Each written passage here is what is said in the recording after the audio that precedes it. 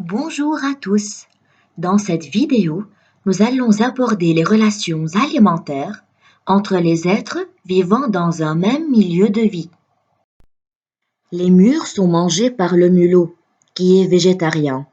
Le mulot est mangé par le renard, qui mange des animaux et des plantes aussi. Donc le renard est omnivore. Le renard est mangé par l'aigle, et l'aigle ne mange que des animaux. Il est donc carnivore. L'exemple qu'on vient de prendre représente une chaîne alimentaire, c'est-à-dire les relations alimentaires entre ces quatre êtres vivants. La chaîne alimentaire commence toujours par une plante, nommée un producteur, puisqu'elle est capable de produire sa matière nutritive à partir de la matière minérale puisée du sol. Ensuite, ce sont les végétariens, les omnivores et les carnivores, nommés les consommateurs, puisqu'ils consomment ou mangent d'autres êtres vivants. Et comme c'est une chaîne, il y a des maillons. Pour composer une chaîne alimentaire, il faut avoir au moins 3 maillons. Afin de mieux comprendre, voici un autre exemple. Il s'agit d'une chaîne alimentaire formée de 3 maillons. Le premier maillon est occupé par les producteurs. Les 2 autres maillons sont occupés par les consommateurs. À toi maintenant de trouver les chaînes alimentaires présentées dans cette illustration. Mais avant de commencer, pause la vidéo, prépare une feuille, un crayon et 2 crayons de couleur, rouge et vert. À ne pas oublier que la flèche veut dire est mangé par et que le premier maillon doit toujours être une plante. Il suffit de suivre les flèches pour identifier les maillons. La première chaîne alimentaire, commençant par l'herbe, est la suivante.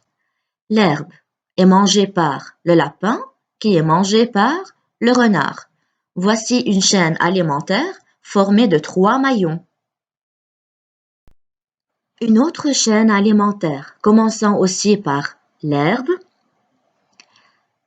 c'est l'herbe, criquet, musaraigne et chouette. Cette chaîne alimentaire est formée de 4 maillons. Une troisième chaîne alimentaire, commençant maintenant par les feuilles. Les feuilles sont mangées par la chenille, qui est mangée par la mésange, qui est mangée par la buse. Mais là, attention, l'orientation des flèches indique que la buse n'est pas mangée par l'écureuil, mais c'est le contraire. Donc feuilles, chenilles, mésanges et buse forment une chaîne alimentaire formée de 4 maillons. La quatrième chaîne alimentaire commence par les glands. Les glands sont mangés par l'écureuil, qui est mangé par la buse. Et voilà une chaîne alimentaire formée de 3 maillons. Et finalement, une chaîne formée de 3 maillons commençant par les graines. Les graines sont mangées par le mulot, qui est mangé par la chouette. Ce sont les 5 chaînes alimentaires trouvées dans l'illustration.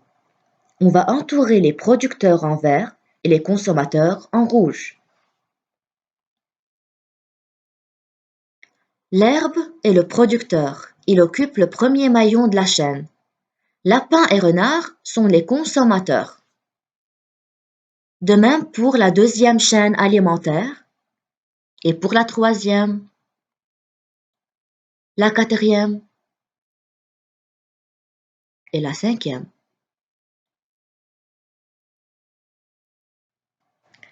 J'espère que cette vidéo t'a plu. À bientôt!